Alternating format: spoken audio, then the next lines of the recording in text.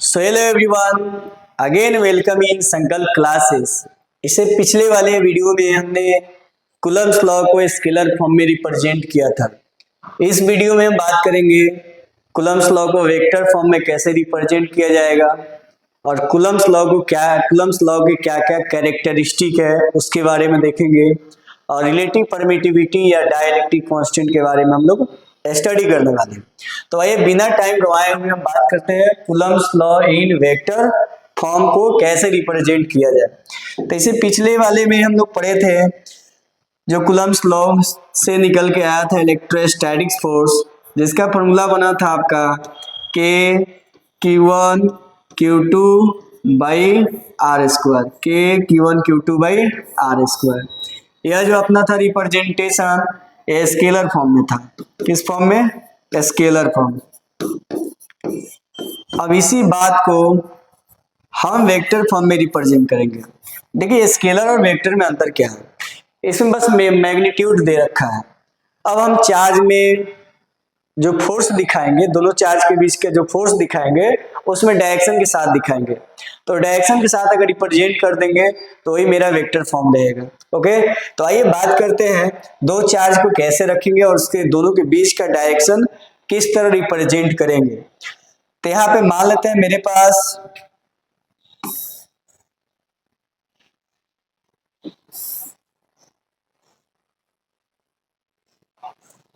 इस क्वाड्रेंट में दो पॉइंट पे चार्ज रखा हुआ है। मान लेते हैं यहाँ पे एक चार्ज रखा हुआ है, जो चार्ज है अपना एक पॉइंट पे चार्ज रखा हुआ है। यहाँ का चार्ज को हम बोल देते हैं Q1। क्या बोल देते हैं? Q1। एक यहाँ पे जो चार्ज रखा हुआ है इसको बोल देते हैं हम लोग Q2। क्लियर है? अब इस ओरिजिन से एक पोजीशन वेक्टर लेकर जाएंगे। इस ओरिजिन से एक 1 पे एक पोजीशन वेक्टर ड्रॉ करेंगे और एक इस ओरिजिन से इस सेकेंड पे एक पोजीशन वेक्टर ड्रॉ करेंगे, जिसमें इस पोजीशन वेक्टर का नाम हम दे देंगे R1 वेक्टर। ठीक है, और इस पोजीशन का हम नाम दे देंगे R2 वेक्टर। ठीक है, यह मेरा ओरिजिन था। ठीक है, ओरिजिन से फर्स्ट वाले पॉइंट का पोजीशन वेक्टर R1 हो गया और सेकेंड वाले पॉइंट का R2 वेक्टर हो गया। अब हम क्या करेंगे, हम लोग को पता है कि दो चार्ज जहां रखा गया होगा उस चार्ज के बीच का भी डिस्टेंस अपने को बताना है, तो वही वेक्टर फॉर्म में दिखाना है। अगर हम क्या करेंगे, अगर फर्स्ट चार्ज से सेकेंड चार्ज की ओर बढ़ेंगे, फर्स्ट चार्ज से अगर सेकेंड चार्ज की ओर बढ़ेंगे तो यहाँ का जो डिस्प्लेसमेंट वेक्टर है, यानी दोनों चार्ज के बीच का जो डिस्टेंस है उसको डिस्प्लेसमेंट बोलेंगे। तो यहाँ का डिस्प्लेसमेंट वेक्टर आपका हो जाएगा R12। क्या हो जाएगा? R12। इसका मतलब हम कहाँ से फर्स्ट से कहाँ गए हैं? सेकेंड पे गए हैं।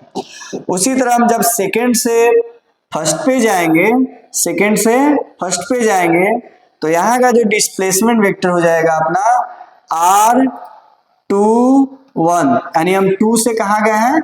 1 पे गए हैं। ठीक है, अब ध्यान दीजिएगा क्या होता है कि इलेक्ट्रोस्टैटिक्स फोर्स में चार्ज पे डिपेंड करता है। अगर दोनों सेम नेचर का चार्ज है तो रिपल्सिव नेचर प्रेजेंट करेगा, और अनलाइक चार्ज यानी अपोजिट नेचर का चार्ज है तो वह अट्रैक्टिव नेचर रिप्रेजेंट करेगा। यहाँ पे मान लेते हैं कि दोनों चार्ज अभी पॉजिटिव रखा गया है, तो ये भी अपने को पता है कि फोर्स उसी लाइन पे लगता है जिस लाइन पे दोनों चार्ज को ज्वाइन किया गया रहता है। तो हम कह रहे हैं यहाँ पे एक फोर्स लग रहा है, सेकेंड पे जो एक फोर्स लग रहा है वो किसके वजह से लगेगा? 1 के वजह से। और फर्स्ट पे जो एक फोर्स लगेगा वो किसके वजह से लगेगा? सेकेंड के वजह से लगेगा। तो इस पे फोर्स का रिप्रेजेंटेशन हम ऐसे कर सकते हैं, force on two due to 1, force on two due to 1। और सेकेंड फर्स्ट पे जो फोर्स लग रहा है इसको बोल सकते हैं force on 1 due to 2, force on 1 due to 2। अब हम पता करेंगे F21 का इलेक्ट्रोस्टैटिक फोर्स कितना है। तो F21 का इलेक्ट्रोस्टैटिक फोर्स निकालने के लिए हम क्या करेंगे, जैसे मान ले F21, ठीक है, तो क्या होता है कि K, दो चार्ज के बीच का जो इलेक्ट्रोस्टैटिक फोर्स है वो K Q1 Q2 by R square. अब बताइए जब फर्स्ट से जब सेकेंड पे आ रहे थे तो वहां का डिस्प्लेसमेंट वेक्टर अपना था r12 का स्क्वायर, ठीक है। जब r स्क्वायर दे देंगे तो r12 मैग्नीट्यूड का स्क्वायर, अभी स्केलर फॉर्म में है।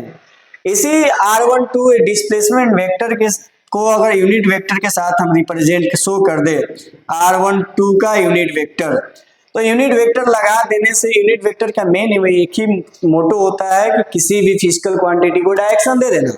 तो स्केलर तो पहले से था ही, हम यूनिट वेक्टर साथ में लगा दे तो डायरेक्शन को रिप्रेजेंट करने लगे। तो यह अपना था F21 का, ठीक है। उसी तरह हम F12 का भी निकाल सकते हैं। F12 जो हो जाएगा अपना, यह हो जाएगा Q1 Q2 बाई, अब बताइए सेकेंड से जब फर्स्ट पे जा रहा है तो वहां का डिस्प्लेसमेंट वेक्टर कितना था, r21 मैग्नीट्यूड का स्क्वायर, और इसी का यूनिट वेक्टर लगा देंगे r21 का यूनिट वेक्टर। यह कहाँ का फोर्स रहा, F12 का। यह कैरेक्टरिस्टिक ऑफ कूलम्ब्स फोर्स है, यानी कूलम्ब्स फोर्स बोले या इलेक्ट्रोस्टैटिक्स फोर्स बोले। तो पहला हम बात कर लेते हैं कि इलेक्ट्रोस्टैटिक्स फोर्स जो होता है ना, वो कौन सा फोर्स होता है, सेंट्रल फोर्स होता है। कौन सा फोर्स होगा, सेंट्रल फोर्स। और इलेक्ट्रोस्टैटिक्स फोर्स अपना होता है कंजर्वेटिव फोर्स होता है। यहाँ फिर दिया गया है electrostatics force between two charge is spherical symmetry, यानी दो चार्ज के बीच का जो इलेक्ट्रोस्टैटिक्स फोर्स होता है वो क्या होता है, स्फेरिकली सिमेट्रिक होगा। फिर यहाँ दिया गया है electrostatics force between two charge of a square laws, ठीक है। यानी इलेक्ट्रोस्टैटिक्स फोर्स जो है ना वह इनवर्सली प्रोपोर्शनल होता है 1/r स्क्वायर का। यही बात आपने को दे रखा है। फिर से बोल रहा है अनलाइक चार्ज रहेगा वहां इलेक्ट्रोस्टैटिक्स फोर्स जो है अट्रैक्टिव नेचर शो करेगा, जहां लाइक चार्ज रहेगा वहां पे रिपल्सिव नेचर शो करेगा। उसके नेक्स्ट में देख लेते हैं Coulomb's law governing electrostatics force between two charges correspond to Newton's law of gravitation, यानी कूलम्ब्स का जो लॉ है कहीं ना कहीं ग्रेविटेशनल लॉ से मिलता जुलता है। फिर है Coulomb's law is accordance with third law of motion, force of action reaction are equal to opposite, यानी कहने मतलब है every action should be equal to opposite reaction. यानी यह देखा जाए तो कहीं ना कहीं आपका इलेक्ट्रोस्टैटिक्स फोर्स जो अपने को मिलता है कि Q1 Q2 by R square, और एक अपने को ग्रेविटेशनल फोर्स जो मिलता है वो G(m1 m2 by R square. तो कहीं ना कहीं दोनों जो फॉर्मूला है ये दोनों एक दूसरे को मैच करता है। ये वाला जो फॉर्मूला दिया गया है वो न्यूटन साहब के द्वारा दिया गया है। तो यह मेरा था इलेक्ट्रोस्टैटिक्स फोर्स का कुछ कैरेक्टरिस्टिक। तो अब देखते हैं हम लोग डाइलेक्ट्रिक कांस्टेंट या रिलेटिव इलेक्ट्रिकल परमिटिविटी होता क्या है। तो जैसा कि हम लोग इलेक्ट्रोस्टैटिक्स फोर्स में फॉर्मूला जो पढ़ा है वो अपना होता है एफ ई। अब एफ ई नहीं देखिए, यहाँ पे एफ नॉट को रिप्रेजेंट करते हैं एयर या वैक्यूम के लिए। तो यहाँ पे जो फॉर्मूला होता है अपना के जगह पे हम क्या लिख सकते हैं 1/4πε0 into Q1 Q2 by R square, ठीक है।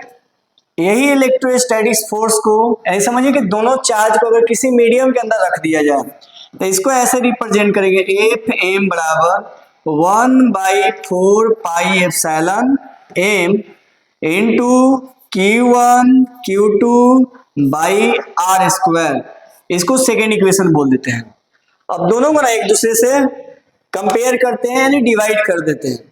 तो जब हम एफ नॉट को एफ एम से मतलब डिवाइड करेंगे तो यहाँ देख पा रहे हैं यहाँ पे इसका हो जाएगा 1/4πε0, और एफ एम का क्या लिख सकते हैं 1/4πε0m।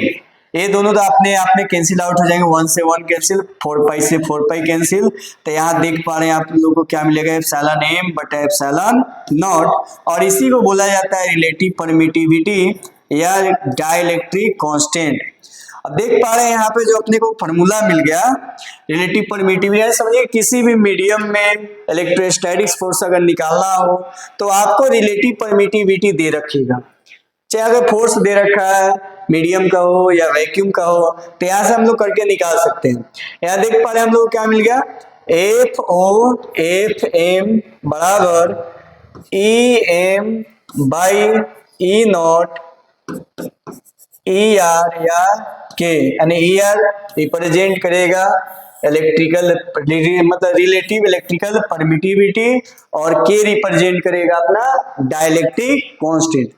तो यह मेरा इस जो वीडियो में मैंने 3 टॉपिक को कवर किया है।